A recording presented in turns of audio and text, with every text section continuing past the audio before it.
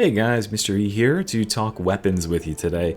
Not a full weapon breakdown, I'm not going to be going over any blessings or anything. I'm here to ask and give my opinion on a pretty simple question. And you can let me know how you think about it down in the comments when you go down there to subscribe, of course. Hint, hint. Does the Arbites have enough weapons? Especially melee weapons, which I really want to be the focus of this video. The 11 range weapons he has is fairly close to other classes. For instance, the veteran has 14 range weapons available to him, and he's the range focused class, right?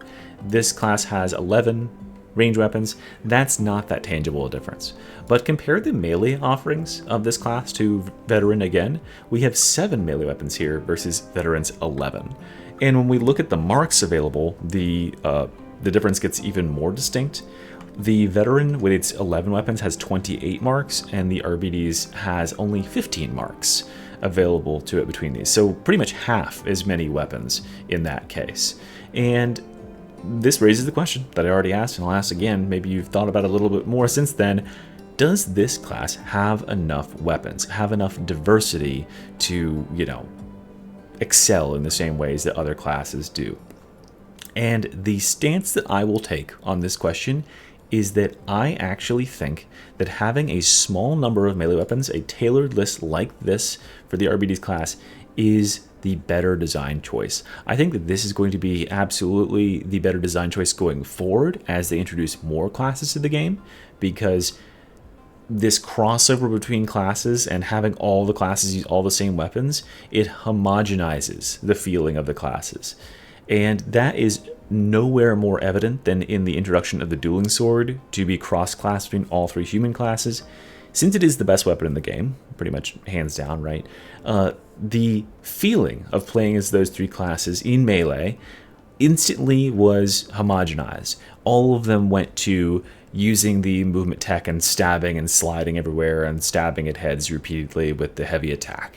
That is just how you fight in melee now. Now, there are the outlier people who will use the exclusive weapons to the class, right? Occasionally, you will see a veteran using a power sword. Somewhat more commonly, you'll see a veteran or a zealot using the relic blade, and then probably the most common non-dueling sword pick is with the psyker, who gets a lot of use out of the Force Greatsword and the Force Swords, because they're very different than any other weapons. And I honestly want you to imagine a world in which they removed those cross-class weapons, and then they removed a good number of other weapons too. What if the dagger was only available to the zealot and not the psyker and the veteran?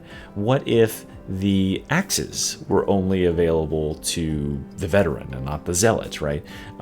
Removing these options from the classes means that you have more reason to play one class versus another. It's drawing a more stark contrast, a greater distinction between the classes and the way that they play.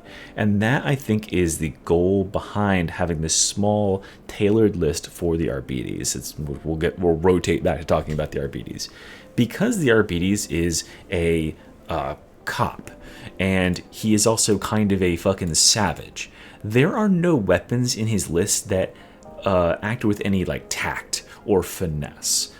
They have finesse as one of their stats, right? But there's no daggers. There's no light tactical blows slicing the jugular vein. There's no drilling the dueling sword into precisely into the orbital of your enemy. It is all about bludgeoning enemies with blunt objects or hacking them into bits with the assault chainsword or the axes, right? So it's all very, very visceral. And that visceral violence extends to the range weapons as well, because all of these weapons are gunpowder fired. All of them are big blasters. So we've got the rifles, we've got the shotguns, all the shotguns, and we've got pistols, and we've got the bolt gun, and we've got the bolt pistol. So all of these weapons are gunpowder weapons, big, bombastic, shooting physical bullets into enemies, and a lot of them also have explosives or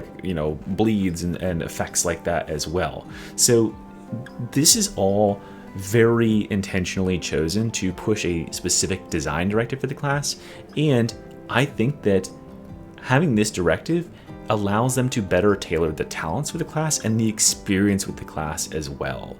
And that is something that, I'm going to again go back and focus on the melee weapons. That is something that the melee weapons for this class really nail, is there's a good amount of viability between these melee options because of the different talents you can get in the tree. There's stuff to augment you having greater stagger. There's stuff that can augment you getting greater crit for those critical hitting weapons like the tactical axes, right? So you can play to the strengths of those weapons.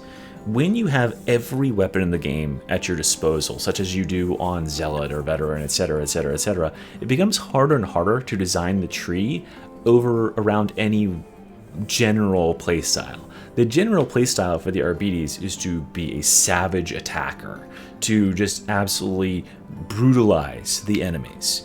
The Zealot kind of does that at times with the Eviscerator Chainsword and then the Relic Blade, but then he also has this alternate ego where he's he uses the dueling sword and he floats around like a French duelist, right? So pick a lane is sort of what I'm saying, and nowhere can this better be seen than in the Veteran, the class that has the most crisis of identity currently.